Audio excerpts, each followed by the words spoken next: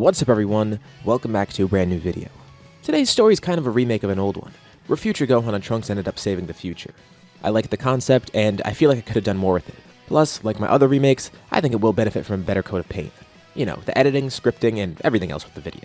Anyways, let's begin discussing what might have happened if future Gohan beat the androids.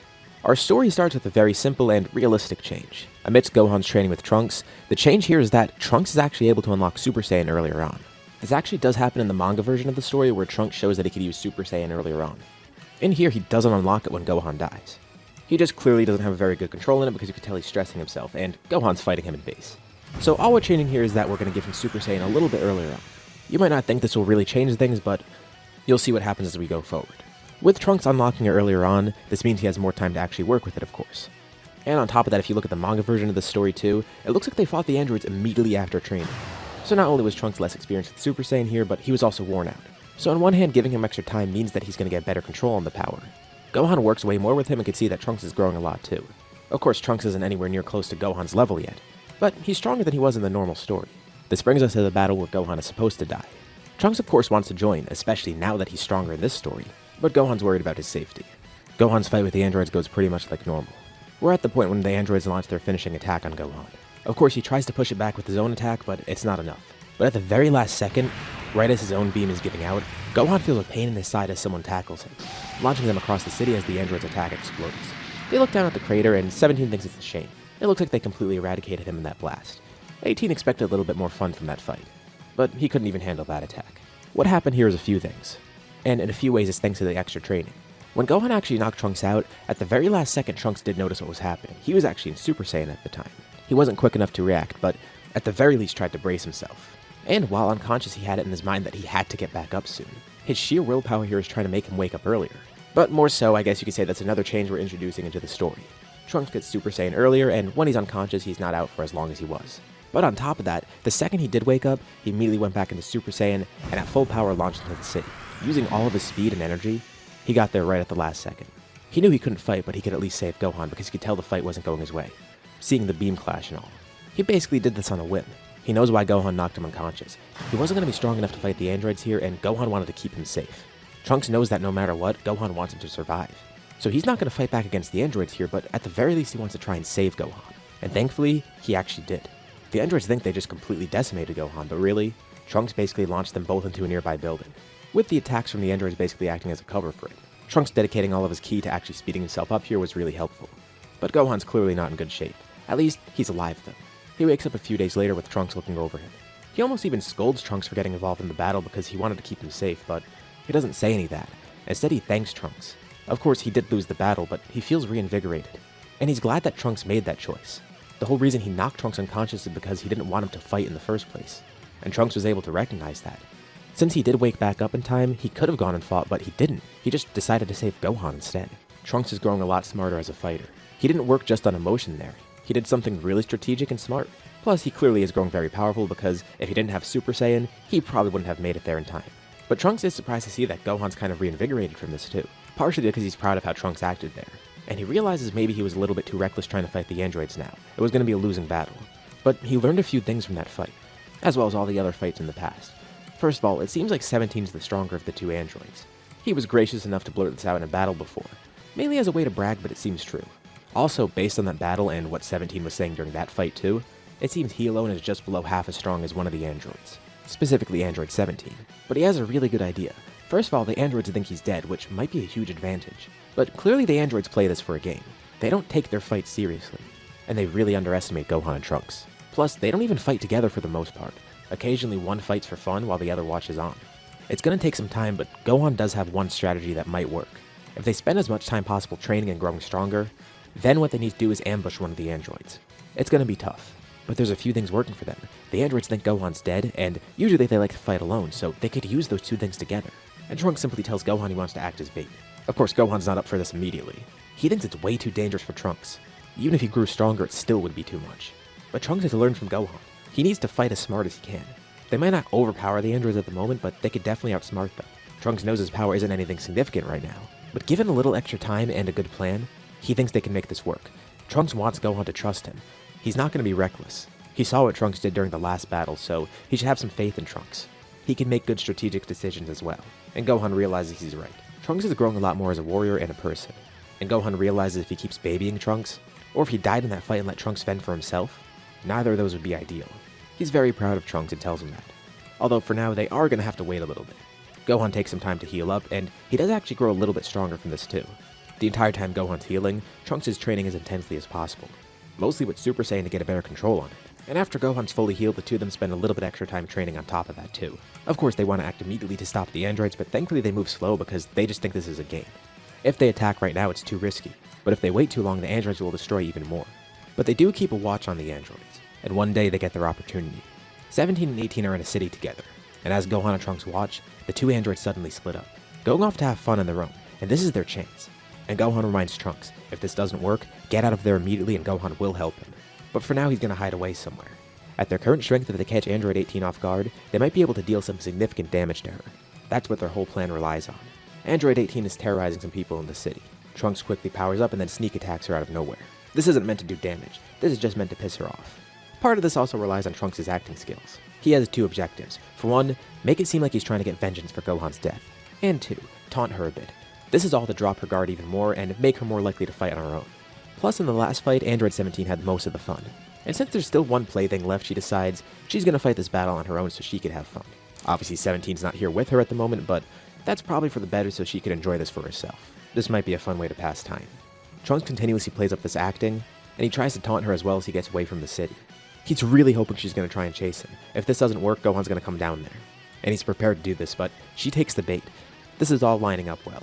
The reason he's taking her away from the city is twofold, because one, it protects the people that are here still, and two, it's going to lead her into an ambush and mean she's farther from Android 17, who also can't sense any of this going on. He'd need to rely on sight and sound. So the farther away they are, the less likely he is to notice. Trunks fights on the defensive and 18's not fighting seriously at all. Slowly he backs up more and more to the city limits. She tells him it's pointless to try and escape now. He shouldn't have picked a fight that he didn't want to finish. Trunks then jumps up in the air and tries to fly away, making it look like he's attempting to escape. She chases him and keeps up with him really easily, even taunting him along the way. She's not using her full power to do this right now. Not even half. They hope this works out. It just relied on her taking the bait. And now, she's being led right into a trap. Trunks gets closer to a cloud above him, and thankfully she can't sense what's behind him. But right as they go through the cloud, she sees it at the last second. Too late for her to react. Gohan was hiding behind there, charging a full power Masenko. It's the perfect storm. Gohan had all this time to charge an attack. And she's completely off guard. Plus, this is point blank. And she doesn't have time to launch her own attack right back at him. The second she sees Gohan, Gohan launches his attack. A point-blank full-power Masenko, with Trunks launching his own as well. The strategy required a few things to go right, and thankfully, it all worked out. But just like they thought, this doesn't kill her, but this attack does seriously injure her still. The clock's now ticking for them because 17 is probably going to notice that Masenko, so they rocket down to the ground where Android 18 is. Of course, she's angered and thinks they're cowards for relying on an ambush like that. But unlike for the androids, this isn't a game for them. They need to take this seriously, and that's the fatal flaw with the androids. They didn't take these too serious. Back in the city, 17 does actually see the Masenko. At first, he's just bummed out thinking 18's hogging all the fun, but as he gets closer to where she is, he then sees another massive explosion. He looks around and can't see anybody, but he then finds a crater, with Android 18 right in the middle of it, now dead, with Gohan and Trunks watching nearby hidden. They can't attack right now. They did take some damage in that fight, but thankfully with that attack from Gohan, that did enough damage to weaken her a lot. It seems it damaged some of her mechanical parts a lot, as well as whatever human pieces are still left. Of course, her injured isn't going to do a lot of things, because she still has the infinite energy engine. But what Gohan and Trunks don't realize is that they directly impacted that engine. She tried to summon more power, but she couldn't. The power was seeping out of her. Gohan and Trunks really don't know why, but somehow that attack weakened her to the point where she couldn't even use her full energy. That attack damaged her infinite energy engine, and destroyed some of the pieces of it that deliver power to the rest of her body. She was able to summon some power at the last second, but then the engine just stopped working, at least at full capacity, and this allowed Gohan and Trunks to win here. The two then retreat, knowing that they now need to plan something for Android 17. But this fight gave them a lot of important info, at least to theorize off of. Gohan thinks it's strange how that attack weakened her so much. Of course, they were just fighting her like a normal fighter. But Gohan thinks that, given the fact that they're androids, maybe they ended up severely damaging one of the parts of her somehow. Naturally, it's probably located somewhere in her torso. Gohan has no clue of what happened, but it isn't weird to theorize that maybe the androids have a weak point, and maybe they could use that for Android 17. On top of ambushing him, he has another idea. If they hit him with an ambush and use a precise attack as well, they might get lucky and destroy one of his important internal parts. They do realize, though, that they're probably limited on time at the moment. Now that 18's dead, this isn't going to be a game for Android 17 anymore. he's probably going to fight them seriously, and maybe do anything in his power to actually draw them out next. They're going to have a lot less time to prepare. Back at their hideout, Bulma continues to work on a time machine just in case. But everything starts shaking. Gohan looks outside and sees explosions. 17's attacking the city they're in. It seems he's just attacking things at random too. He doesn't know where they are or even if they're in the city. It looks like he's just using this as a shooting ground to try and draw them out, hoping that the two Saiyans will get there. And he's clearly furious, not holding back and just destroying things to vent his anger. Quickly, Trunks grabs Bulma and the two of them leave the lab, with Gohan following behind. They go outside the city and watch from afar. Their hideout is completely destroyed, which includes everything related to the time machine. This is bad. Not only are they not ready yet, but also everything Bulma worked on, it's gone. The two of them do have a plan at least, but they didn't expect him to attack right now. But there's a couple things working in their favor. For one, the fact that they know to attack the torso, at least according to Gohan's theory. Two, the fact that 17 still doesn't know Gohan's alive. At least supposedly. It seemed like 18 didn't, and just like they theorized, the androids might have thought they actually killed Gohan. Trunks says he's going to do the same thing again. He'll act as a distraction, but Gohan thinks it's not a good idea. 17's probably going to try and kill him right away, but Trunks says to trust him. He's going to be careful, and he just needs to buy Gohan enough time to charge that attack he planned. Trunks flies into the city, and then yells out to 17. He doesn't get too close. He's still far across the city, but he's just close enough so 17 can hear him screaming. He then powers up and launches away into the outskirts of the city, with 17 following him. They only have one shot at this. This needs to work. Trunks is using all of his power to fly away. He knows if 17 catches up to him, he's going to be dead. He has a head start, but 17's definitely faster. Trunks launches right towards a nearby mountain. They've waited long enough. Gohan has to have charged up by now. He has an attack that's perfect for this, but he's never really pulled it off in a battle before. At least not to this level. And he needs to hit this precisely. Trunks flies right towards a large rock, and he punches right through it, pulverizing it. 17 clearly gets a glimpse of Gohan. This is his cue. Gohan has two fingers on his head charging a beam, and then shouts Makanko Sapo. 17's not holding back at all, so he tries to quickly react. He doesn't think this attack will do much to him, but it's different from the other attacks he's faced. He throws up a barrier, but the attack goes right through it. And Gohan thanks 17 for throwing up this barrier. This makes him stay in one spot, making it much easier to aim the attack right at his torso, trying to aim for the heart where he assumes their power is coming from. And the attack works. The beam cuts right through 17. A direct hit right in his chest, with a brilliant beam of light piercing through the sky behind them, flying over the city in the chaos. Almost like a shooting star, a sign from above that the chaos is over. And Gohan thanks Piccolo for that attack. He just hopes he pulled it off in a manner that Piccolo would have liked. He never really did truly get the hang of it, but this is his own version. 17 falls to the ground below and then starts glowing. Once again, Trunks grabs onto Bulma and then Gohan powers up too. This is different than 18. They fly as far away as possible and then there's a massive explosion behind them. Thankfully, it's far enough away from the city to not completely damage it. But it's a pretty massive explosion and it flattens the area. They didn't hit 17's engine, they hit his bomb. And thankfully damaging the bomb means that it probably wasn't as powerful as it should have been, but still, it's a really powerful blast and it causes him to self-destruct. Gohan, Trunks, and Bulma watch from the air far away, looking in awe at the mushroom cloud that 17 left behind. Trunks cheers, he's elated beyond belief. Bulma's bummed that all the work on her time machine is gone, but at least here they ended up winning. And Gohan looks on smiling, a couple of tears of happiness streaming down his face. The nightmare is finally over. He just hopes his friends in Otherworld are watching him. He feels a strange warmth from this explosion, almost comforting, knowing that the androids are gone. It feels like Goku's smiling down upon him. He was able to become the warrior his dad was. And even though Goku and some of the others are gone, still, their memory lives on. Gohan's just glad that he was able to uphold all of that.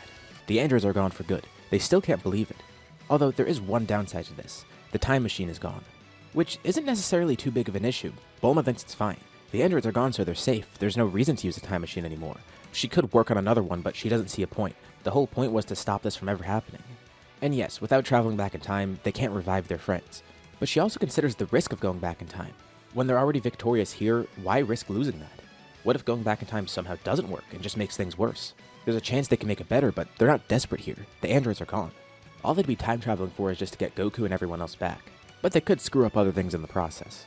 Trunks then brings up Namek. Didn't they tell him stories about some planet they went to a while ago where they got Dragon Balls? You know, that one place where Piccolo's from. Can't they just go there and get Dragon Balls and revive everybody? Or at the very least bring the Dragon Balls back here. That would be a good idea, but there's kind of an issue here. They don't know where Namek is. They can't find new Namek on their own. Plus, in canon, King Kai never did help them find it for some reason. So it's safe to assume that they're not going to get any help finding it here. Maybe if they were going to the original Namek, that would be fine, but that planet's gone. Without directions, or Goku being able to teleport there, they're not going to be able to get there. But they should be happy that they're at least victorious. Sure, they've lost some of their friends.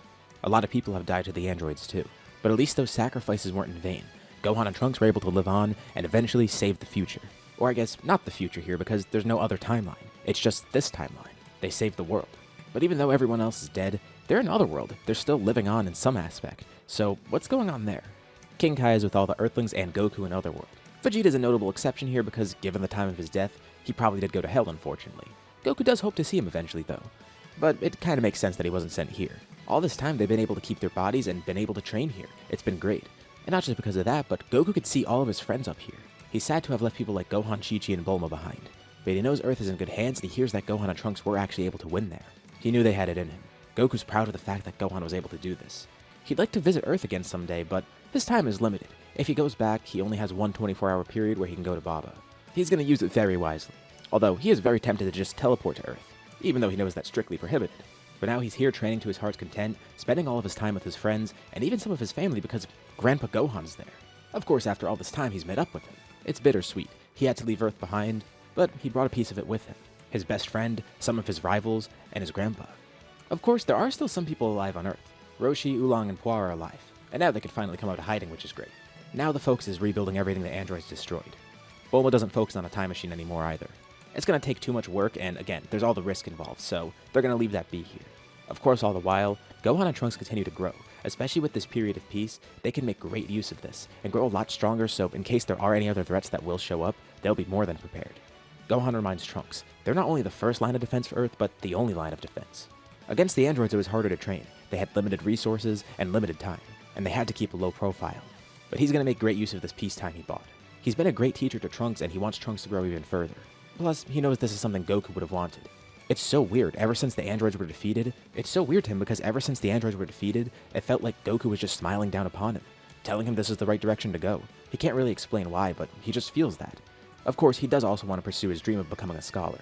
Now that Earth is finally at peace, and he's not spending all of his time just surviving, he could do other things besides fighting. Of course, he still has his family too. Ox King and Chi-Chi are still there. Plus, he's grown a lot closer with Bulma and Trunks, with Trunks being like a brother to him. Not all is lost. And maybe he could live somewhat of a normal life now, even though so much of it was taken away by the androids. But strangely enough, Gohan finds out later on that someone else survived that he didn't even know about before. Yajirobe's alive. He was hiding before, but now he finds Bulma. Since the androids are defeated, he has no need to hide. And he explains how he survived. He's also surprised to see Gohan's appearance. It's a shame he didn't have any senzu, because otherwise he could have grown his arm back, but by now it's healed over. Too bad Korin didn't have any left over. And Gohan asks if he knows anything about growing it, because it seems like he does have some knowledge of it at least. Well, he can't work miracles, but he can at least show them what Korin has left behind. Not that there's much left. There's not going to be any senzu beans either, and the plant's gone. But why do they need the senzu? Earth is saved. Well, they never know when they're going to need that again. Plus, it can really help with training. So even though it's a long shot, it is worth looking into. Bulma chimes in too. Maybe she could even help. Who knows? Depending on what she has to work with, she could probably even reverse engineer a senzu plant. So even though it's not going to be the real thing, especially with the fact that she could work normally again, she might be able to create something from it. Yajirobe leads Gohan and Trunks to Korin's tower, and they get some info on the senzu plant and whatever remains of it. At least Korin left something behind. But Gohan asks him what's on top of the tower. He feels like he remembers his dad telling him something about this a while ago. Up top is Kami's lookout, but there's nothing up there now. Korin's tower and the lookout are partially destroyed. In Super Future, Yajirobe explains that the androids attacked them somehow, which led to Korin dying and how he sacrificed himself. So that means they probably did end up finding the lookout. He doesn't necessarily know if anything's up there because he hasn't been up there. But Gohan and Trunks decide to fly up just to see. The place is somewhat damaged, but it looks like the androids didn't care to attack here. Gohan guesses that they saw no one up here and decided they were bored, so they went back down to the surface. But the second they get up there, someone else makes their presence known, sensing that there's allies here and there's no need to hide. It's Mr. Popo. There's no confirmation that Mr. Popo actually died in the future. He might have died amidst the androids' attack, but if Yajirobe were able to survive somehow, Mr. Popo would probably find a way to as well. Of course, he knows Yajirobe and he's glad to see him alive, but as for the other two, he doesn't even recognize them at first. Last time he heard about them was when Kami was still alive. But seeing Gohan's outfit, he's able to tell. This is Goku's son. And the other one, that should be Bulma and Vegeta's son. At least from when he last heard about them. He's glad to see that they're alive. Especially Gohan. He knows everyone else is gone, but this is the closest thing to Goku coming back for him. Ever since Kami died, he waited up here. There was a point where the androids attacked, but since he knew the lookout's layout, he was able to hide pretty easily, and the androids couldn't sense him. From what he remembers, they attacked here and then got bored really quickly because no one was up here. Korin unfortunately wasn't able to survive. The lookout was in worse shape before too, but Popo spent some time fixing it up, although he couldn't really do too much because he was worried that the androids would come back, so he didn't want to go outside as much. But now the androids are gone, so there's no need to worry about that. They also do learn of the Room of Spirit and Time, which could be helpful in the future. That actually would have been really helpful beforehand too, but they had no clue about it, the lookout's location, nor the means to go and find the lookout because they could have been spotted by the androids. But at least now they found some other survivors. Bulma also takes the info they have and tries to rework the Senzu plan. It takes some time, but she kind of reverse engineers it, and it doesn't seem as effective at first, but she's going to keep working on it. This is really helpful for Gohan and Trunks' training. And they try and use it just to see if they could bring Gohan's arm back, but right now it's long healed over, so there's no chance. It was at least worth a shot though, and now they have something to heal with later on. A couple of years pass. Cities are rebuilt and society slowly turns back to normal. Gohan and Trunks keep up with their training, but also their personal lives improve. Trunks even ends up getting a job at Capsule Corp, given the fact that now it and Bulma are active again. As for Gohan, he does go back to his studies, trying to catch up on what he's missed. He's always wanted to become a scholar, and now's the chance. It is a weird situation though, given how much school he's missed, and the fact that so much was destroyed and at risk that no one really went to school in the first place, at least in the areas affected by the androids. And as Gohan feared, another threat eventually does show up. One day there's a newscast. In one of the cities nearby, a bunch of people have mysteriously disappeared, with nothing but their clothes being left behind. Worried about this, Gohan immediately heads out, and thankfully it's perfect timing because whoever did this, their power isn't suppressed right now. But their power feels really strange. He feels the ki of his friends, people who have died. He feels Frieza's ki. And strangest of all, he feels Goku's ki. At first, he doesn't know what to think feeling all these ki signatures together. But he's quickly able to recollect himself and realize that this isn't what it seems. This is some sort of threat, especially with the fact that Frieza's ki is part of it. Thankfully, he's fast enough to get there before whoever did this escaped. And he sees some sort of green creature standing in front of him. Trunks arrives not too long after. What is this thing? Is it some sort of alien? That doesn't make sense though. Why does it have everyone's ki? Cell didn't want to get spotted this early, but it looks like he doesn't have much of a choice. Granted, these are the only two people he needs to fight anyways, the two biggest obstacles here on Earth. Once he kills them, he's free to do whatever he wants. Cell is purely focused on killing them and has no other objective now that Goku's gone. Well, besides becoming perfect, which is kind of impossible now that the androids are dead. But he'll figure out something here. Of course, he doesn't reveal who he is or what he's here for, and Gohan and Trunks don't exchange much words with him. They just get ready to fight. Although they do want to find out who he is because they want to figure out where this threat came from. They are able to get one piece of info out of him though. Dr. Gero created him. Okay, that tells them all they need to know. Looks like there was one other android left that they didn't know about. And Gohan asks Trunks if he wants to take this. This would be a great way to show off his training. By now he thinks Trunks is more than strong enough to actually handle this.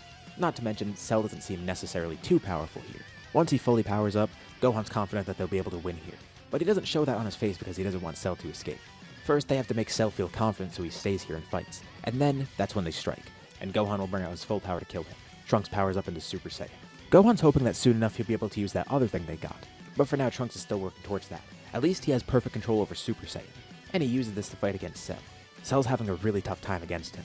They learn that Cell knows everybody else's techniques and he can regenerate too. If he draws this fight out long enough, he might actually be able to defeat Trunks. But he doesn't realize how long they've been training for. It's been years after all. And thanks to Bulma's help with the Senzu plant, at least the artificial one, they've been able to do much more intense training. They haven't used the time chamber yet, but that's also an option if they need it. Trunks is using Super Saiyan Grade 4 at the moment. And Gohan's hoping this is enough for him to tap into his anger to unlock that other thing they were working on. Gohan has this himself, but Trunks still needs that extra push, which he doesn't blame Trunks for, but this is a good opportunity. Seeing another android, it should allow Trunks to tap into that anger. Of course, Gohan's not going to be too reckless here. Trunks does want to fight. Trunks really wants to prove himself, especially because Gohan did a lot of the work against the androids before. And Gohan knows that if Trunks is having any sort of trouble, he could jump in immediately and stop this. Trunks is doing pretty well against Cell too. From what Gohan could tell, Trunks actually does overpower Cell somewhat, but not to a massive extent. It's enough that Cell's able to keep up due to his skill and his abilities, thanks to having so much more to work with. But he notices something, a change within Trunks. Trunks is thinking about everything that happened before. He felt useless against the androids, at least up until a certain point. He's not going to be a burden anymore. He doesn't want Gohan to have to fight all his fights for him. He needs to be able to fight on his own. If he can't kill this enemy in front of him, this other android, what sort of progress has he made? And for a brief moment, Trunks powers up.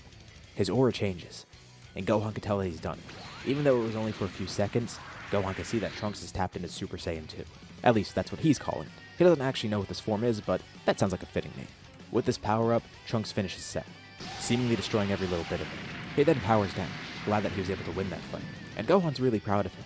He's getting a lot closer to actually using that form fully. This is just like when he first learned Super Saiyan. Now he knows the feeling of Super Saiyan 2, and he just needs to tap into that again somehow, and then master it. The two get ready to leave, but they stop in their tracks. Gohan then quickly powers up to his maximum, going Super Saiyan 2.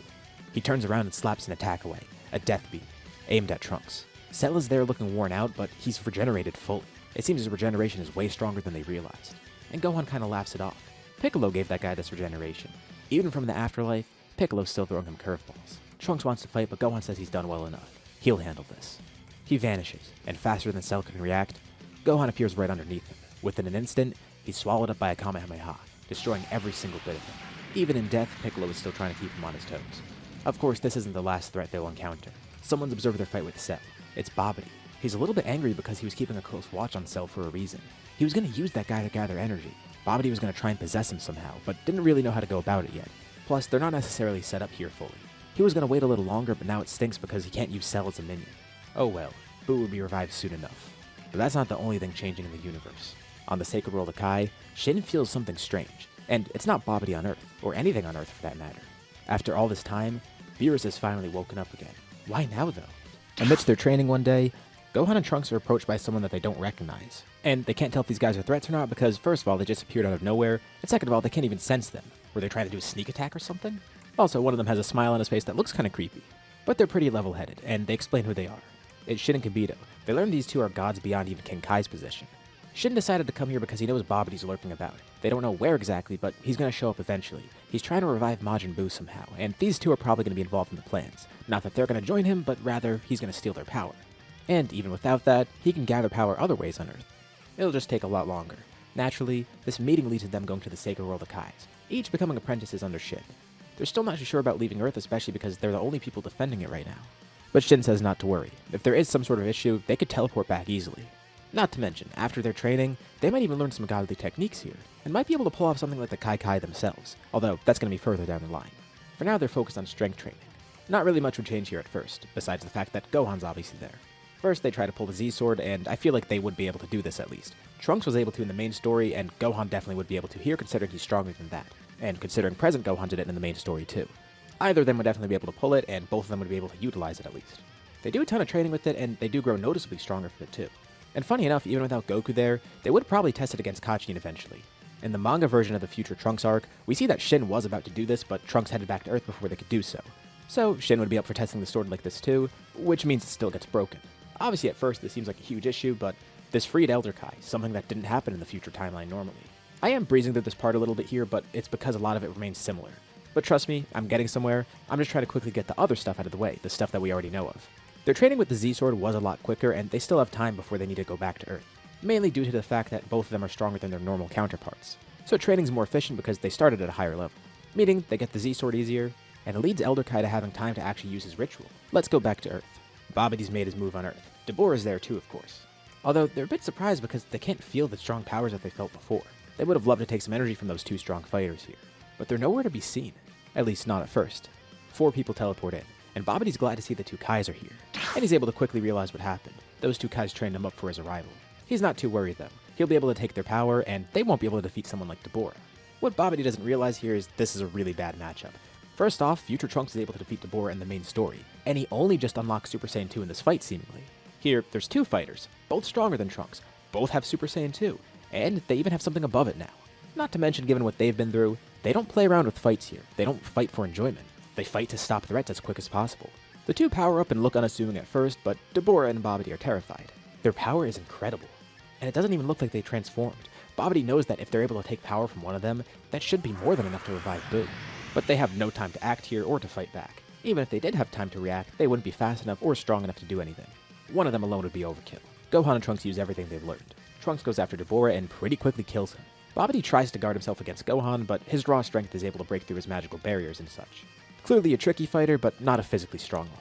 Shin and Kibito are happy, but also just really surprised. That was it?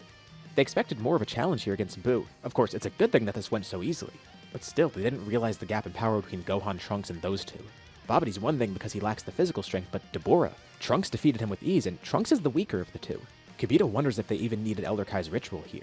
Obviously it didn't hurt, but they probably had enough power before that to win here. These two mortals are truly remarkable. Shin and Kibito take them back to the Sacred World of Kais briefly. Also, bringing the egg back with them, because now they just need to figure out what to do with Buu's egg. They'll gladly bring Gohan and Trunks back to Earth if they want to go back. But Shin says they're more than welcome to keep training here if they want to do so. He'll let them decide on that. First off, they just gotta figure out what to do with this egg though. A brilliant pillar of light appears from the sky. The Kais, especially Elder Kai, look terrified. Gohan and Trunks have no clue what's going on. Another enemy? Not really. As the light dissipates, 2 people are revealed. A tall blue man with big white hair, and a purple cat humanoid who's yawning. But then he catches a glimpse of Gohan and Trunks and smiles, knowing that this is definitely where he needs to be. Gohan and Trunks immediately go into attack. Shin and Kibito tell them to stop, but Beerus says no need to worry. He fends both of them off in Ultimate, and they're fighting at their full power too. He tells them that's no way to greet a god. But he did want to test their power anyways, so at least they save time this way. The fight is very brief though. They're stronger than he expected, but still not really on his level. Actually, not even close to a fraction of his level. He spent most of his time effortlessly dodging and blocking their attacks. And then, with a single swipe of each hand, he sends them plummeting into the ground, back into their base. Nearly unconscious too. Beerus then looks over and sees Elder Kai. Looks like the Kai has finally freed him. He doesn't really care too much, although Elder Kai is still terrified of Beerus. Luckily, he's not getting sealed again though. Beerus assumes that these are two of Shin's students. Whis told him that two half Saiyans were here. And he was specifically looking for these two because, as far as he knows, there's no other living Saiyans. Whis was able to find out that one Saiyan was able to defeat Frieza way back, becoming a Super Saiyan. He ended up dying to some sickness, and then tragedy struck Earth, so all the Saiyans besides these two were gone. But one of them just so happens to be the son of the Saiyan that defeated Frieza. And these two should be Super Saiyans as well, aren't they? That's exactly why he's here. He theorizes that these two could be the strongest mortals at the moment. But more importantly, they have the potential to become his rivals, Super Saiyan gods. He woke up around now because this is when the Oracle Fish said that he might find his rival, with him having some sort of dream about a Super Saiyan god. Shin explains what happened so far and what their power is. So that disgusting rock thing over there is Buu's egg? Well, if they're having trouble disposing of it, Beerus will at least help. If this thing gets freed, he can't have Shin dying. He simply taps it, and the egg is destroyed with a Hakai, further showcasing his terrifying power. Now the question is, what is a Super Saiyan god? That power they showcased was strong, but it's definitely not what he was looking for. It wasn't even divine. They have no clue of what the Super Saiyan god is. With Beerus pretty bummed out to hear this, but he does believe in the Oracle Fish and does believe they'll become his rivals someday, so he's willing to give them a shot, even though this was a waste of his time. They're still pretty confused as to what's going on because it sounds like this guy's trying to recruit them or something. And to make things even more confusing, someone else then teleports in, but this time it's a definite ally. The others don't recognize him, but before even seeing him, Gohan immediately recognizes the key signature, turning over to see Goku standing there, apologizing because it looks like he's interrupting something. The gods are a bit confused as to how he got here, and when Beerus looks at him a bit more, he realizes that that's the one who defeated Frieza. Makes sense, especially given the halo on his head. Kibito's pretty pissed off at this too because Goku just came here on his own accord. He has to have special permission to come to this planet. Goku apologizes, he didn't realize where he was teleporting to. Thing is, he's prohibited from going to the living world, but this place, it's not in there. He sensed Gohan and Trunks' power flare up a ton, and it was really easy to locate them this way. He wasn't sure if there was danger or if they were just training. He did feel some of their power before, but this time it was really overt. Gohan, of course, is really happy to see him. It's been decades after all. And Goku apologizes for not visiting Suda. He says he does have one 24-hour ticket to go to Earth, but he wanted to save it. But here, that doesn't matter. He has no time limit coming here. When the gods eventually realize who this is, it starts to make sense. It's Goku, the Saiyan who defeated Frieza, and the father of Gohan. Goku also sees Trunks all grown up. They know of each other, but Trunks was a baby when Goku died, so he never really got to see him. That's why he didn't recognize his ki, and didn't recognize him immediately either. The two have never formally met, but Goku greets him formally for the first time. It looks like Gohan's been training him, and it seems he's been doing a pretty good job at it. He could tell just from both their ki that Trunks is really strong here. Vegeta would definitely be proud. Trunks is pretty taken aback by this because he didn't expect to hear about Vegeta. But he asks Goku. He assumes Vegeta's not in Otherworld, right? And Goku nervously laughs, saying Vegeta wasn't necessarily a good enough guy to go there. But knowing Vegeta's pride and how much he values strength, even though he still didn't get to know Vegeta too well, he could tell Trunks is probably exactly how he would have wanted his son to be. More importantly though, he wanted to see how much Gohan's grown. He's clearly been through a lot. Not just from what Goku knows, but just judging by his appearance. He's scarred. He's missing an arm. He spent years fighting the androids. And Goku tells Gohan he has been watching over.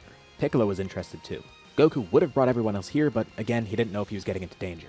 So that's why he went alone. But all those people, Piccolo, Krillin, Yamcha, Tenshinhan, Chaozu, everyone like that, they're in Otherworld. They kept their bodies so Goku was able to see them all the time. And he's been waiting for a chance to see Gohan. Oh yeah, he forgot to introduce himself to the others. He actually has heard of Shin. And he does apologize again for interrupting, but Shin actually doesn't mind it. But Shin does look a bit terrified, and then Goku sees he's staring at Beerus, someone he actually doesn't know. Beerus tells him to continue. He won't interrupt this reunion.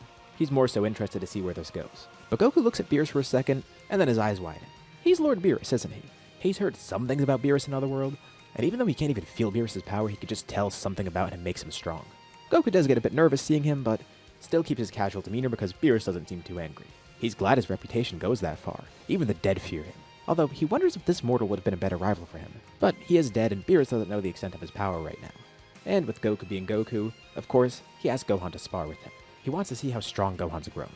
Gohan's up for this, but he did just fight Beerus. Kibito is about to go and heal him, but Beerus is interested. He tells Whis to heal Gohan and Trunks. He wants to see another showcase of their powers. Not a problem. Whis heals them much to their surprise. And Gohan then shows off his full strength. He's gone far beyond Super Saiyan. First he got Super Saiyan 2. But now he has this, his unlocked potential. Goku can see it's clearly impressive. And then he shows off his own full power, going into Super Saiyan 3. Gohan didn't realize there was another level beyond 2. Although, Goku wonders which of the two will be stronger. Gohan did just get that ultimate form after all, so maybe he's not too used to it, and he can tell Gohan has a lot of room to grow. But for now, this will still be a fun test. The two battle and it seems pretty close at first, but Goku starts to get ahead. All those years he's been training non-stop, training with and learning from the greatest people in Otherworld, some of the best warriors in history. Best part is, he doesn't need to sleep up there. And powers like this work really well while he's dead. It seems that Goku's far above him, but Goku still has a little bit more strength to showcase. He tells Trunks to come at him too. He wants to see his power as well. So Trunks goes into Ultimate. And now Goku's being pushed back, but then he showcases his true power. A red aura flares up around him as he shouts Kaioken. Gohan completely forgot about Kaioken, and Goku's learned to combine it not just with Super Saiyan, but Super Saiyan 2 and 3 it seems. Super Saiyan 3 alone was a shock, but this on top of it, that's a lot. Goku of course is able to win here, but still, he does enjoy the fight they had. He tells Gohan and Trunks they didn't lose because they're weak though. They're really strong and Goku just had an unfair advantage. He was able to train non-stop with some great people, while Gohan and Trunks, they lost so much time to the androids and only really just started training seriously. They simply didn't have the time, resources, or health before. He wonders how strong they would have been if they didn't lose that time. But still, even with how short that time has been, it's impressive how strong they've grown. They'll definitely be able to surpass him. And for what it's worth, he tells the two of them they're way stronger than he was at their respective ages.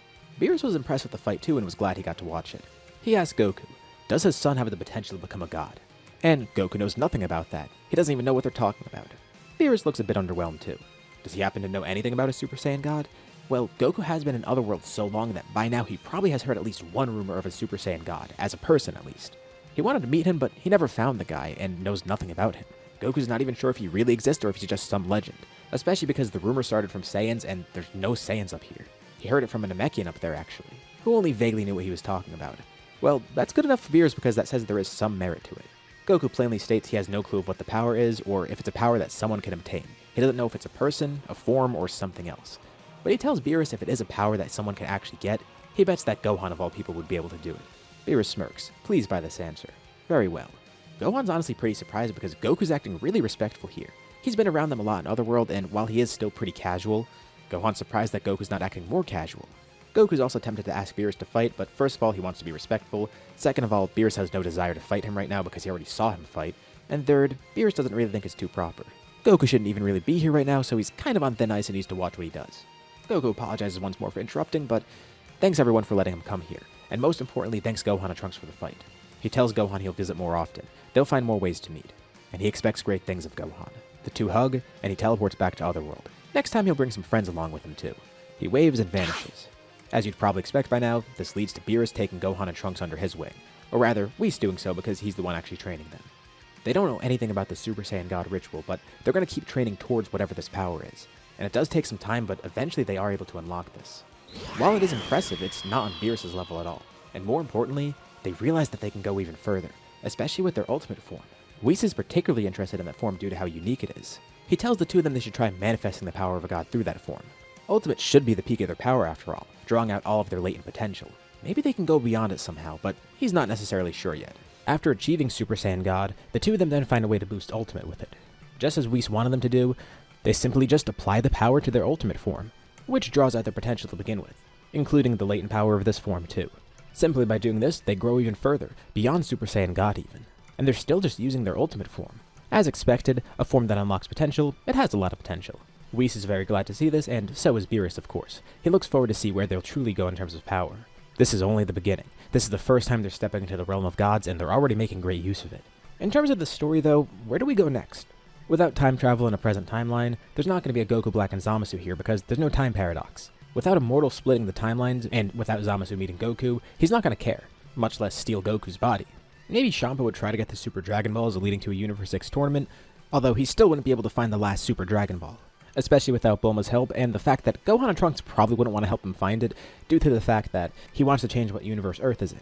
And besides, in this scenario, Beerus might have taken note of Earth food, but remember, he didn't even go to Earth to meet them. He wanted Gohan and Trunks to come along because of their strength. He found them on the Sacred World of Kai and never actually got some Earth food, so Champa wouldn't get to try some here either. He might not even be interested in moving this Earth in the first place. So I could see him visiting Beerus' planet, especially now that he's awake. But a tournament seems kind of unlikely. But one thing that definitely could happen here is the fact that Moro could be unleashed. Not right away, but it's possible. With Boo actually dead and completely destroyed, that creates an interesting circumstance. The seal on Moro is broken too. It's going to take some time for him to regain his power though, so he won't be able to attack right away, nor will he be able to escape right away. But when Beerus destroyed Boo's egg, that also destroyed the seal that was holding back Moro's magic. In the meantime though, not much really does happen. Gohan and Trunks return to Earth from time to time, and they do actually return to the Sacred World of Kais too. Thankfully they get to visit some of the people in Otherworld, with Goku seeing them occasionally, and bring some people along like Krillin, Piccolo, and any other old friends or new allies that he's found in Otherworld. The most important thing here is the fact that Gohan and Trunks are growing. Now with Godly Ki, each of them individually has surpassed Goku, but they still do have a ways to go. Eventually they'd probably grasp the power of Super Saiyan Blue as well, but then they'd cap out there. And for a while after this, they just remain at Super Saiyan Blue essentially. They feel kinda stuck now. Even after absorbing it into Ultimate, there's not really anything they can improve on it. Because they don't need to spend time improving Super Saiyan Blue. The power of it is drawn out through Ultimate, and it's just made more efficient that way, so it's not like they need to Master Blue or get Blue Evolution or something along those lines. Both are essentially just there to power up their Ultimate forms, at least with how we're treating Ultimate in this scenario.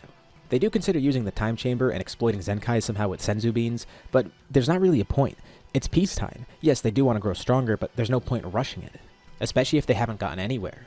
Beerus thinks they need some sort of actual challenge. He doesn't know what that may be, and of course they're ready for that type of thing, that's the whole reason they're training. But they have no clue of what to actually do because there's no danger right now, which is a good thing. But Trunks has an idea of his own. What if they try to go to the Supreme Kai and learn some things from him? They don't really know much about magic. They did learn a little bit about it, but never actually used it for themselves. They're stuck growing their power right now, but at least they could definitely grow their skills and techniques there. And who knows, maybe they'll discover something else beyond that too. Gohan thinks it's a good idea, and so do Beerus and Whis.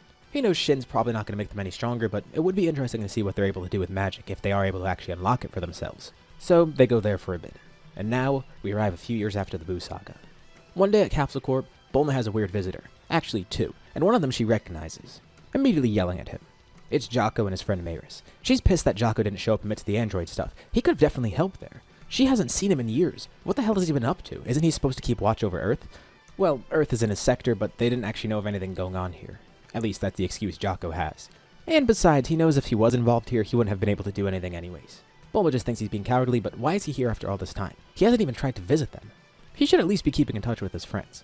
Then Maris steps up and introduces himself. And Bulma's glad that one of the patrolmen is actually acting formal here, because he seems a lot nicer. And seems like he actually cares about his job too.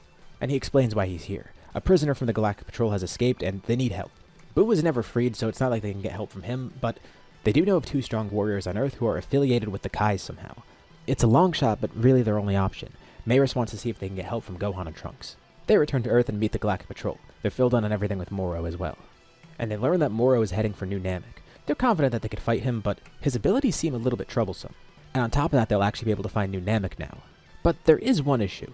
While they have been training with Shin, they haven't had much time with him so far, and they decided to focus on healing abilities first, as well as things like telekinesis and object creation. One thing they didn't learn right away that they probably should have is the Kai Kai. That would have been great because they could have gotten to Namek before Moro did, but here, they have no way of getting to Namek that quickly. No instant transmission, no Kai Kai, no teleportation at all. They have to fly there manually. And because of that, they get there kind of late. By the time they're there, Moro has already gotten the Dragon Balls and they see Porunga in the sky. Gohan vividly remembers this from all those years ago. The same dragon he saw as a kid. And this worries him because not only does Moro have the Dragon Balls, but he's using a dragon that can grant 3 wishes. They still know nothing about this guy and have no clue of what he's going to wish for. Definitely not going to be something good though. They fly over to where he is and eventually meet him. He has no clue of who they are or why they're here. But they immediately go full power and fight him. They know about his ability to steal power, so they're trying to be cautious, but they have no real counter against it. Moro takes all of their power, but he's interested in their strength. So he keeps them alive because he might be able to get another snack from them later. Especially with how much power he got from them just now, that was pretty amazing. Another ship arrives and they're swarmed by Galactic Patrol prisoners. They barely have enough power to survive, and they realize they can't fight here. They need to escape. Maris lands a ship nearby to pick them up, but they can't make it in time. The prisoners overwhelm them. But each of them is grabbed by someone, and they end up on Maris' ship, with the 3 of them barely escaping. Moro looks forward to seeing them again. Gohan and Trunks are briefly unconscious, but they wake up, and they see 2 Namekians on the ship. These are the 2 that saved them. They're surprised to see that any of the Namekians are still alive. They both seem happy to see Gohan, and it seems like they know him. One in particular is especially happy, and it takes him a second to realize, but Gohan smiles. He recognizes who it is. It's Dende and his brother Cargo, but their happiness quickly fades. Gohan thanks these 2 for saving them, and Trunks is kinda lost, but Gohan says they're friends from a while ago, and Gohan introduces them to Trunks. He hears that most of the Namekians, if not all of them, are dead. Dende and Cargo might be the only ones left behind. Dende also healed both of them up. As for Cargo, I know he should technically be a Dragon Clan member, but the one other time I used him in a video, I made him a warrior Namekian. So I'm going to do that here, just so he's not Dende 2.0. He did want to fuse with the other Namekians to help fight against Moro, but he couldn't get there in time because by the time he was there, Moro killed everybody, thanks to not having anyone get in the way of his plans. Well, now they have a taste of what Moro's power is like, and they have to figure out some way to work around it. Thankfully, at least 2 of the Namekians survived. And on top of that, they know where New Namek is now, but it feels like far too much time has passed to revive anybody, so it's not right to do anymore. After a few decades, it's kind of weird to bring them back, especially because they're comfortable in Otherworld now. But at least they know the location of Dragon Balls if they ever need them again. Which surprises Dende to hear too. What do they mean? Don't they have Dragon Balls on Earth too? Dende and Cargo hear about everything that's happened on Earth, and they learn that Piccolo died. This makes Dende especially sad having known Piccolo, plus the fact that Nail was fused into him too. And they knew of Kami too, and he's gone. Not to mention Goku, that other person who helped save their planet. He's gone. Same for Krillin. Well, Gohan says at least they're alright in Otherworld. As for Vegeta, they're not too sure. This surprises Trunks. Wait, Vegeta was on Namek with them? They never told him this. And yeah, Gohan kind of brushes it off, saying it's not really important. But really, he doesn't want to tell Trunks that Vegeta was genociding people on Namek. The less he knows, the better. That's besides the point though. After they catch up, now they need to have some sort of plan. Gohan thinks it would be a good idea to learn more from Shin. But now with Moro on the loose, they don't have much time. Thankfully, they have the perfect thing for that though. Finally, they have a reason to use the time chamber. They ask Mayris to take them back to Earth. Dende and Cargo are welcome to come along too. They're able to get in contact with Shin, and he comes to Earth too. He thinks their plan is pretty sound, and obviously he's going to want to help out here. This might be the best way to fight Moro because they're fighting fire with fire. Of course, they're not going to learn the exact same thing that Moro does. Rather, they just want to counter what he does. And they ask Shin if it's possible. He thinks that it should be, especially because he's grown proficient in magic too. Ever since the Buu Saga incident, even Shin realized he needed to grow stronger. He felt insufficient as a Kai. And he's grown a lot himself, trying to learn more magic, especially trying to emulate things that the Grand Supreme guy did. They only really know the basics now. What they need to learn next is how to actually reverse Moro's magic and try and use more magic abilities for themselves. Instead of just specific abilities, they're going to be able to use the magic power system as a whole. Mayris of course is interested to see what they'll do next too. They still don't recognize his true identity, but he's sure that Whis is going to love to hear this. So, Gohan, Trunks, and Shin go into the time chamber. They don't need raw power here. That's actually kind of a double-edged sword because yeah, more power is great, but Moro's going to be able to absorb that. When they go into the time chamber, they're going to mostly focus on magic. But right before they enter, someone then yells out to Gohan and Trunks and tells them to wait. Gohan immediately recognizes the voice, and it's Piccolo. Concerned about the situation, he's been watching over. Goku has too, and he even butts in. They heard what's happening on Earth, and they want to see how it goes. But Piccolo warns them, they can only use the time chamber for 2 years. Because remember, this is still Kami's time chamber, so if they stay in any longer than 2 years, they'll be trapped in there. Piccolo doesn't want them to get trapped and betrayed. Betrayed by who? He tells them to forget it. Just be careful in there. Gohan thanks them for the help, and he says he and Trunks have this in the bag. They should be able to make it out okay here. A few days pass and some prisoners eventually show up on Earth, easily defeated by Gohan and Trunks. They seem far different from before. It's only been a few days. How did they grow so strong? They used all of their 2 years in there. They did grow a bit physically, but mainly they grew in magic. They steal a communication device from the prisoners and get in contact with Moro. They're waiting to fight him again. He tells them he'll be there in 2 months, but they say that's not going to cut it. They're fighting him now. Gohan then tries to focus, and he gets a read on Moro's energy once more. Right now he's on another planet, and hopefully it has some sort of atmosphere there because Gohan plans on teleporting there. The only reason they didn't immediately go to find him is because they wanted to make sure no one came to Earth first. And now that they dealt with the prisoners that did come to Earth, they know they could leave for a bit. They Kai to where Moro is, immediately powering up to their maximum, defeating all the prisoners around him. They don't waste any time. They go for the kill right away. The earlier encounter with Moro means that he hasn't had much to snack on, so he hasn't grown much. He's basically the same strength as he was on Namek. Gohan and Trunks, though, they've had 2 years of training. And physically they didn't grow a ton, but Moro immediately notices they're fighting differently. Some of the stronger prisoners try and fight them, but Gohan and Trunks easily defeat them. 7-3 then tries to attack Gohan, but the second he does, Trunks is quickly able to cut him to pieces with his sword. Another android? Yeah, Trunks is going to kill him right away, destroying every little bit of 7-3. They then go right for Moro, and immediately he tries to take their power. They're not even trying to have a fight here, they're just trying to kill him instantly. He does have to admit he didn't expect them to teleport here and ambush them, but still, there's no way a few days could have made that much difference. And it definitely did, because as Moro tries to steal their magic, he realizes he can't. They've made a barrier around themselves, making them immune to the magic too. For the first time in millions of years, Moro seems nervous. He summons all the power he has, but he can't really counter them. They overpower him. He does have another option though. He tries to take power from all the prisoners that are still around. It doesn't matter if he kills them either. He drains all of their energy. It's not much, but it's enough to make a difference, giving him the upper hand once more. Moro says it's too bad. They should have made sure to finish off all the prisoners. They simply knocked a lot of them out. Thankfully, they made for some good snacks. This guy's heartless, but they're not surprised. Trunks then holds 2 hands out. He wishes they could have learned some sort of sealing spell, but that's one thing that Shin wasn't very proficient with. He knows the Grand Supreme Kai used that before. That would have been the perfect thing to use here. But it doesn't matter though, they have a way around this. Moro gets a bit scared at first thinking Trunks is about to use that on him, but he just paralyzes Moro with magic. Holding him in place as Gohan charges his own attack. Coalescing all of his power together, he launches a Masenko right at Moro's head. Moro tries to open his mouth and absorb it. They don't think this will kill him, but hopefully it does some damage. Although, there's two things working against Moro here. For one, it's imbued with magic and he can't absorb it. Just as he can't take power from them, he can't take power from their blast either right now.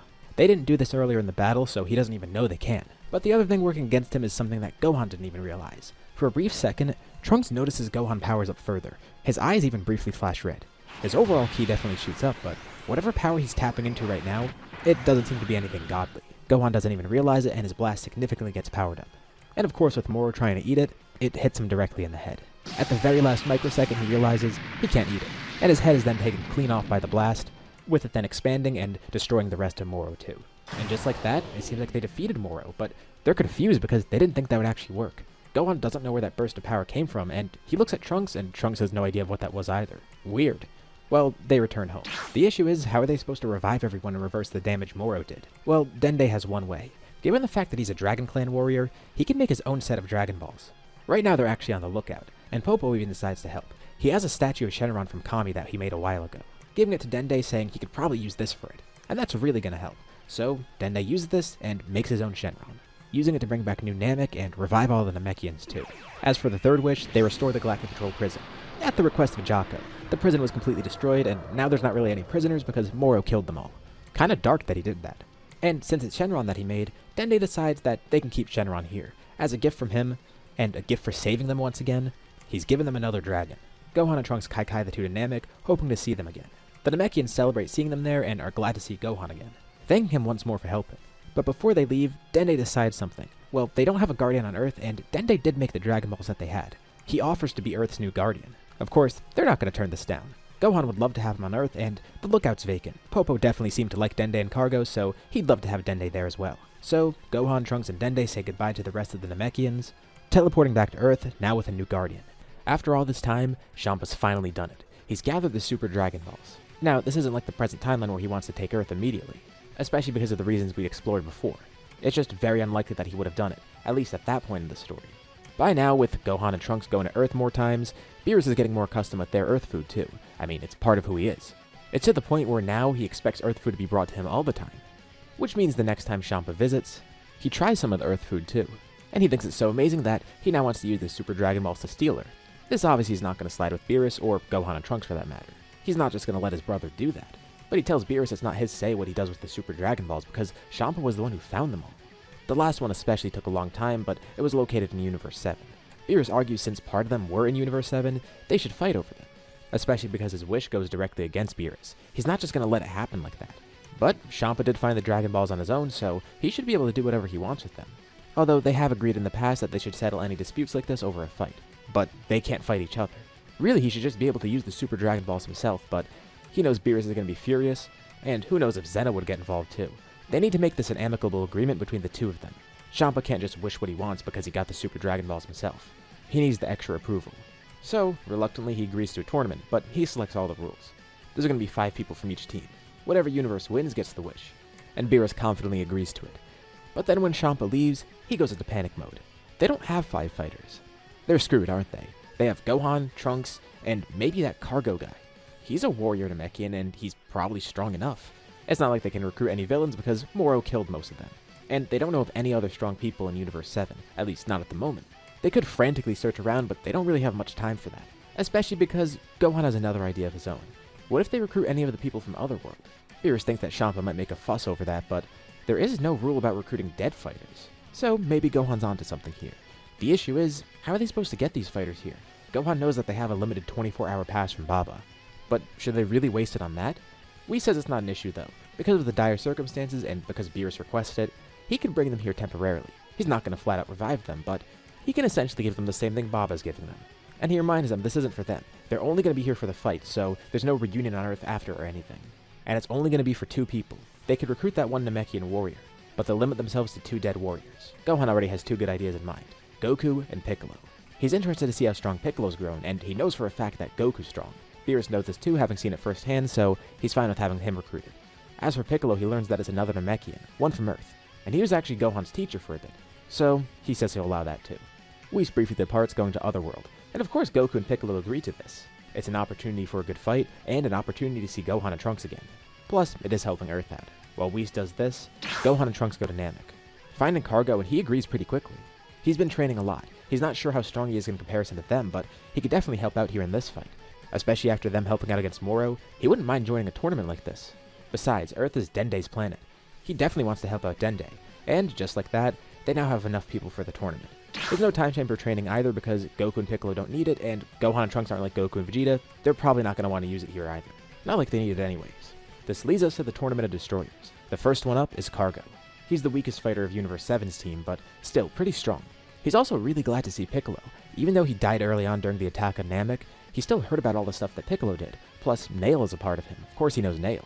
Piccolo doesn't really know Cargo too well, but he was on Earth for that brief period of time when the Namekians stayed there. He looks just like Dende, but a warrior instead. He's intrigued to see how strong this Namekian will be. His first fight is up against Potamo. Thanks to Potamo's body, he's able to stay in the ring pretty easily. Although, Cargo does overpower him, surprisingly. And after a little bit of fighting, he's able to figure out a way to knock out Potamo. Next is Cargo versus Frost, and of course Cargo immediately thinks that this guy looks like Frieza. And knowing his experience with Frieza, he's probably not going to take any chances. Apparently this guy's a good guy, but he's also heard stories of Frieza having other forms, so if this is this guy's first form, he's not going to get cocky and act like he could fight him at stronger levels. He doesn't know how far Frost's power goes. And while fighting Frost in his first form, Cargo actually does completely outpace him, to the point where he's even quick enough to notice that Frost is trying to hit him with some sort of a needle, which instantly tells him that this guy's just as bad as Frieza. He still knocks Frost out of the ring regardless, and after the fact, he tells everyone that he was cheating. But he didn't let that get in the way of him though. With his own raw strength, he was able to defeat Frost. A pretty impressive showing, especially because they don't know what Frost's true power is like. This guy's a pretty smart fighter.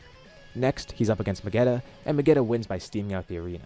Piccolo commends him for his battle, because they couldn't have seen that coming.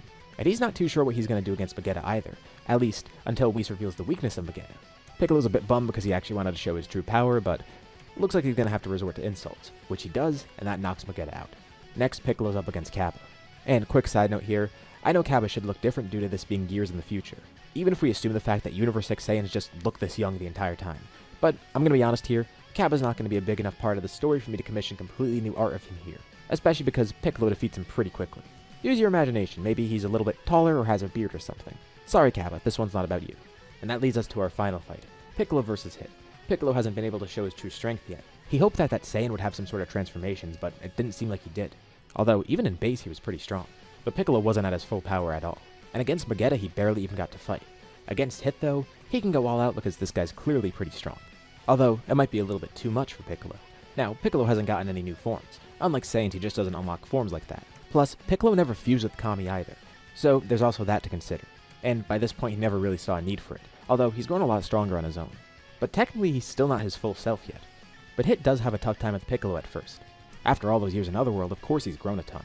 And while he doesn't have any new forms, he at least picked up on a lot of the techniques Goku has. First of all, he learned some Yardrat techniques. He has access to spear control, but he doesn't really use that here, besides his transmission. But he also learned some techniques from King Kai, notably the Kaioken. Goku's been using it a lot, and even the other Z fighters up there have picked up on it too. Naturally, Piccolo would, especially with the lack of forms for himself. This way he can increase his power a ton without actually transforming. And there's a lot of things working in his favor here. For one, he could take advantage of being dead. 2, he has access to regeneration due to being a Namekian. And 3, after all this time in Otherworld, he's gotten way more proficient with regeneration as well. So Piccolo shows off his full power against Hit, a version of Kaioken that he made on his own, and something that he's had for a while. I did this in another What If with Goku, but we're giving it to Piccolo here. This is evolved Kaioken. There's no specific multiplier in it. Piccolo just keeps pushing himself higher and higher. He doesn't even know how far the multiplier goes.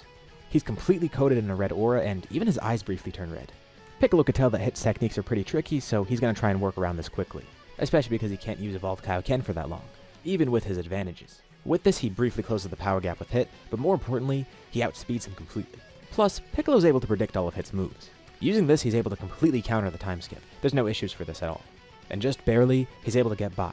It takes a huge toll on his body, but he recovers pretty quick. He's able to knock Hit out of the ring, getting the win for Universe 7.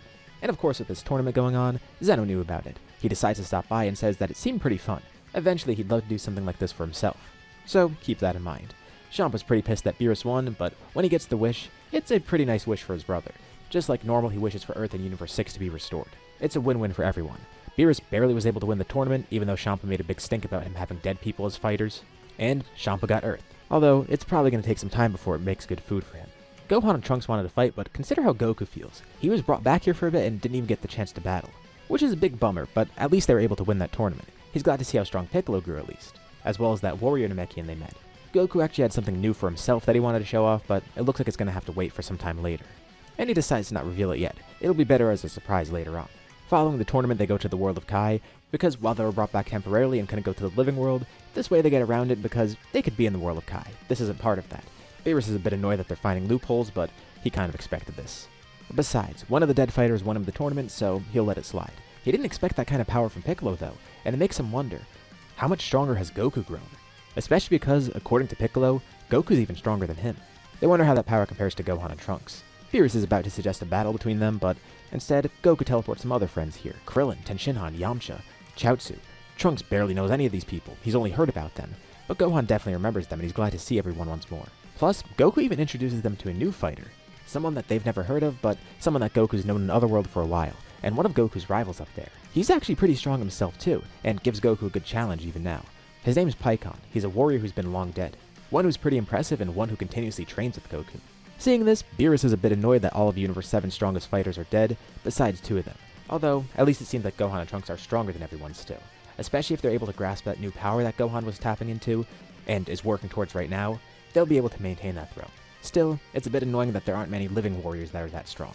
Because besides Gohan and Trunks, all they have is Cargo, who's strong but way far from their level.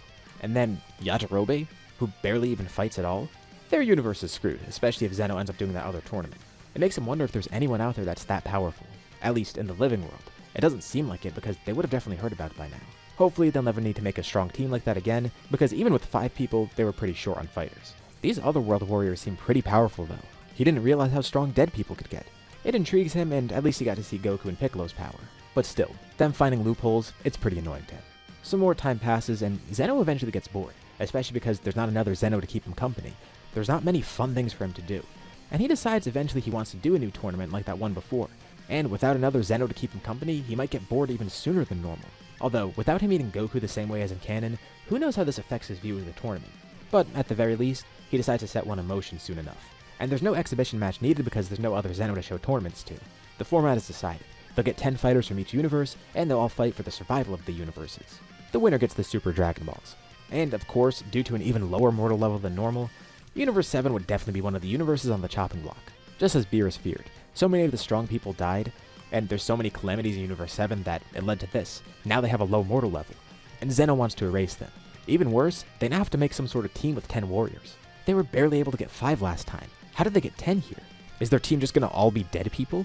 He and Whis have been looking for other strong people in Universe 7, not just for their own knowledge, but maybe as a challenge for Gohan and Trunks. Gohan and Trunks are really strong, and they've grown even beyond their previous level. But still, is it really only these 2 mortals in Universe 7 with that type of power? That remains to be seen. They're gonna have to search harder, and more importantly, get other warriors as well, because even if they find one strong person in Universe 7, they're still gonna need a couple more. He really hopes they're able to make it through this tournament, or at the very least, he hopes that Gohan and Trunks are able to carry everyone through it. Knowing that they need 10 members for the tournament, Beerus realizes that they're going to have to scrape by with other world warriors. I mean, who else could they really work with? Well, they do have a few living people at least. Gohan and Trunks are obvious picks, and Cargo joins the team too. Beerus thinks he's a good addition after the Universe 6 tournament. Gohan and Trunks return to Earth, kind of desperately attempting to find anybody else that could help them fight, but there's not really anyone. There's only 2 people that come to mind. Yajirobe, who doesn't even really fight anymore, so he's out of the picture, and then Master Roshi, surprisingly enough. He is still alive here. We actually saw this in the Trunks special too. He survived. He was one of the few friends that they had that still ended up living. When Earth kind of returned to normal, he realized that he can't just hide away from the problems anymore. Next time he wants to be prepared if there is some sort of threat again. He's been training once more, and thanks to that, he's actually able to join the team here. But that's all the living warriors they have to work with. There has to be somebody out there, but no one. And as for any Galactic Patrol prisoners, yeah, nothing's gonna happen with them because they're gone. Moro cleaned all of them out. There's also Granola and the Heaters, who they know nothing about. Not to mention they're going to be pretty weak because none of that stuff happened either. Their best bet would be if they found Broly somehow, but there's not really many ways for that to happen. Even if they have Whis search, they have so little time, and Broly's so far removed from everybody that it's going to be pretty hard to find him that quick. But it's fine, they still have other options. The only issue is, all their options are dead. Goku and Piccolo are pretty obvious picks, as well as Pikkon. And Goku says he can get some other people together too. Tenshinhan, Krillin, and Yamcha join too. And with that, they actually have a team of 10 now, but over half the team is dead. Beerus hopes Earth could produce more strong warriors because if this ever happens again, he doesn't want to be caught in the same position. But at least now they actually have a group of warriors, and he is curious to see what Goku's capable of because he didn't get to see it in the last tournament. More importantly though, he wants to see what Gohan and Trunks are really capable of. He has seen their growth in the past year or so. He does know their limit, but he hasn't seen them actually fight all out. Not in a while at least. They've each been working towards something new, and it looks like now they could finally use it in a battle. Everyone comes to learn that not long after the Universe 6 tournament, Piccolo even ended up fusing with Kami. They have been in contact in Otherworld and eventually came to this decision, mainly out of curiosity, and it was mainly Kami that pushed for it. He assured Piccolo that he wouldn't lose who he was, but if he wants to truly grow, this is the next step that he needed, leading to the Nameless Namekian's rebirth. It's pretty unexpected for Gohan to hear, but he's glad to hear about it. It seems like that's the right step for him. And now we go into the actual tournament itself. At first, Universe 7 is kind of a laughingstock for everybody because look at their team, 6 of them have halos on their heads. Could Beerus really not find anyone else? And yeah, that actually is the case, but Beerus plays it off and says he just wanted some strong people from Otherworld because he knows that they have some strong people there. But deep down he knows he was just scraping the bottom of the barrel. Thankfully the options he picked were pretty good though. He got to at least see Piccolo fight and he knows Goku's powerful. But as for the others, well, he hasn't seen much of them. He doesn't expect much from the humans at first, but they showcase a ton of great power and technique. The short one, Krillin, he's a master strategist, and he has a wide variety of techniques that he can use throughout the tournament. Not to mention he has access to Kaioken as well. So, while he has no transformations, this at least helps buff him a bunch. The same goes for Yamcha and Tenshinhan too. All 3 of them are martial arts masters, and they even would have brought Chaozu along if they needed him. Roshi's pretty amazed to see their growth, especially Krillin and Yamcha. Even in death, his students are surpassing him. It's amazing. Roshi's actually able to kind of hold his own here too, but not to the level of those 3. Ten's gotten a lot more in touch with himself, and he's sure to make use of a bunch of his weird techniques, sharing them with Krillin and Yamcha as well. The 3 humans together are actually able to take out the entirety of Universe 9 alone. So, all the other fighters finally take them seriously because they have stronger members on the team. Cargo fights alongside Piccolo for a bit. Piccolo's not too sure why, but it's probably the Nail part of him that feels some sort of connection with Cargo. Also, because of Dende. Cargo is slowly becoming the strongest warrior on Namek, and he's already way stronger than Nail ever was. Piccolo can clearly see that by the fact that he's even participating in this tournament, because if he was just at Nail's strength, he wouldn't be here. The 2 of them actually take on the Universe 6 Namekians first, with Piccolo asking Cargo to show him what he's capable of. Until they come to learn that these 2 Namekians are actually fused with their entire planet. Cargo can't really do too much against them because of that. Not that he's weak, just that they're really strong. But Piccolo gets to showcase a bit of evolved Kaioken, knocking both of them out of the ring. Speaking of Universe 6, Goku and Pikkon actually end up facing the Saiyans. Goku's a bit surprised to learn that they don't have Super Saiyan at all. Well, it kinda makes sense, they seem different to begin with. If Vegeta were still around, he would have loved this. Goku at least has a fun time fighting them, but with Super Saiyan alone he's able to defeat them. He and Pikkon are still holding back heavily. But just as they finish their fight, they're attacked by some of the Pride Troopers. Pikkon decides he wants to handle this, briefly powering up into Super Pikkon, wiping out 7 of the Pride Troopers at once. That was the entire group that was attacking them. The 3 strongest ones, they're off on their own. But after losing 7 of their teammates, they immediately take notice. So Dispo and Toppo jump in next. Pikkon takes on Dispo, with Toppo taking on Goku. And Goku can tell that this guy's hiding some sort of power. He's clearly not fighting at his full strength, and he wonders why that is. What's it going to take for him to show off his full power? Toppo can tell that Goku's also holding back. And he lets Goku in on a secret too. He's not even the strongest of their team. That's Jiren. Yeah, Goku could easily see that before. He plans on fighting Jiren eventually, but he's going to have to get through this fight first. And then he notices that Gohan and Trunks are actually taking on different people. If he doesn't finish this fight soon, he's not going to be able to fight Jiren because one of them will definitely defeat him. Gohan and Trunks attempt to eliminate Jiren together. They know that he's probably the strongest person here. At least he's rumored to be. The thing is, the other universes don't know anything about Gohan or Trunks' power. So they're curious to see if that's true. And if he truly is the strongest, he's the biggest threat then. The 2 power up into Ultimate. They still do want to hold back some of their strength because they're not too sure how this tournament will go. It's better to pace themselves. And Jiren's pretty taken aback because they're actually able to push him like this. But Jiren's obviously suppressed a bunch as well, so he eventually showcases more of his power. It's basically a back and forth of each of them showing off more of their strength, until eventually, Jiren is pressured into using his full power. So, Gohan and Trunks decide not to hold back either. They could definitely defeat this guy. Even individually they could. Together might be overkill, but at least they finally get a chance to use their full strength. A strange aura surrounds the 2 of them, and quickly, it explodes, shaking the entire world of Void. The pressure from it is incredible. The human fighters watch on. They always knew Gohan had some sort of hidden strength, but this is absurd. Cargo and Piccolo can't believe what they're witnessing either. And Goku comes to realize he's definitely not going to have a chance to fight Jiren now. Pikkon can't believe Goku's son is that strong. Same for that other Saiyan. They finish powering up, standing there with tall white hair. Both of them have gone beyond their ultimate forms. Side by side, everyone in the tournament witnesses Gohan and Trunks fighting together. and their newest and strongest form, their beast form. Even with Jiren at his full power, they completely outpace him, partially because it's a 2v1, but also because they just have insane strength like that. Jiren aims for Trunks first because he's clearly the weaker of the two, but even he's a tough opponent. Did both of these people surpass him? What about Gohan? Jiren can't seem to land a hit on them, they're just so fast, and even when he does, they don't take much damage, if any at all. A 2v1 really is overkill, but even in a 1v1, he doesn't know if he'd win against them. Gohan does admire Jiren's strength though, and the fact that he's a superhero. It makes him wonder, maybe in another life he would have been a hero as well. But he's glad to at least get the opportunity to fight the strongest mortal from another universe. He and Trunks attack Jiren with a flurry of kicks and punches, and then stand back to back, finishing it off with a master student Masenko. Not only knocking Jiren out of the ring, but basically tearing the ring in half from where the blast hits, because he sent right through it. Gohan commends Trunks for that.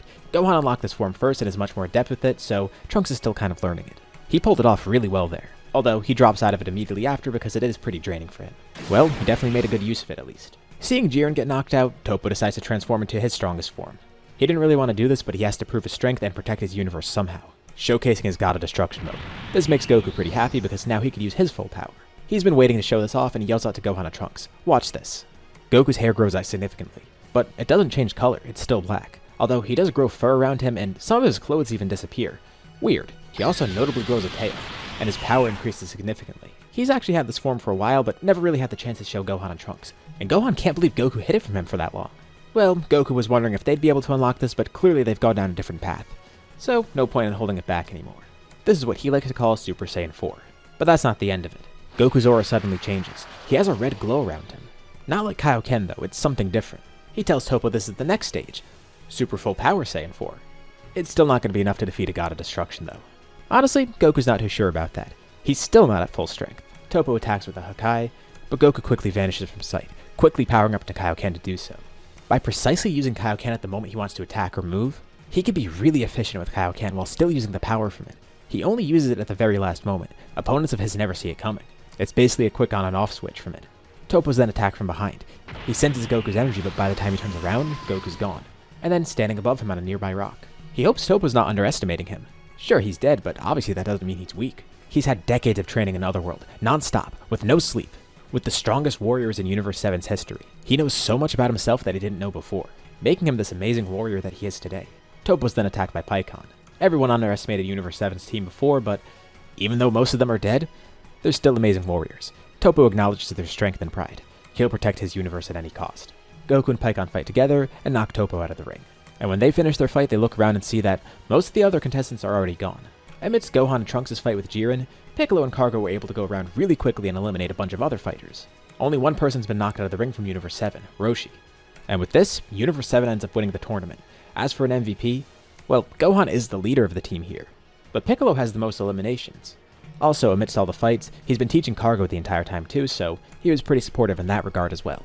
A team player with a bunch of eliminations, helping others grow and being a respectful warrior. Surprisingly, he's the one that becomes the MVP, and he sees Super Shenron once more. The Kami part of him is amazed to see this dragon. Piccolo's already seen it before, but now with this new context of him being the former Kami, it's so much more enthralling. And as someone who is a former Guardian, it almost feels like his duty to do something that's Guardian-like. Not just for his universe, but for everybody else. Beerus thinks Piccolo's going to ask for everyone on their team to be revived, but no, he actually asked for that for the other universes. By now, there's not really a point for him to come back to the living world. Especially with a dragon that powerful, that's such a petty wish. This is the right option. Wish for all the other universes to return. And Zeno's pretty happy with this as well. Despite not having many good living warriors, Universe 7 gets a better mortal level from this too. Beerus breathes a sigh of relief. And they all return home. But before the Otherworld warriors leave, Goku asks Gohan for something. He wants a rematch. It's been a while since they've got to fight at full power. And now that they've seen each other's respective new powers, what better time than the present? And Gohan's not going to turn this down, with the rest of the group pretty excited to watch. Honestly, Goku's not too sure how this battle will go. Same for if he ended up fighting Trunks too. But as for Gohan specifically, he goes into this battle expecting Gohan to win. That would be the ideal outcome for him, seeing Gohan grow that strong, as well as giving Goku a new goal. Not to mention, the opportunity to finally use his form all out. It's pretty rare that he gets this.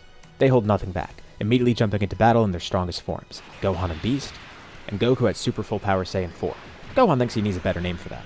Well, at least it's more descriptive than Beast. Gohan's able to push Goku a bunch in the fight, even to the point that instead of just turning Kaioken on and off, Goku just uses it consistently, maintaining a constant state of Kaioken. He doesn't even know what the multiplier is anymore. Goku just calls it Super Kaioken 4 Full Power. Pretty convoluted name, but at least it gets the point across.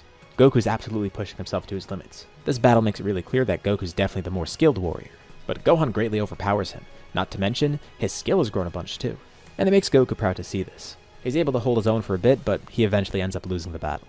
But again, this is the ideal outcome for him. He was hoping it would end up like this. He'll come back to fight Gohan soon enough, and next time, he hopes Gohan still wins again. But he's going to aim to win himself as well. Gohan looks forward to that. He's glad that he's still growing as much as he is. Before, he wouldn't have beaten Goku. He even did lose to him before.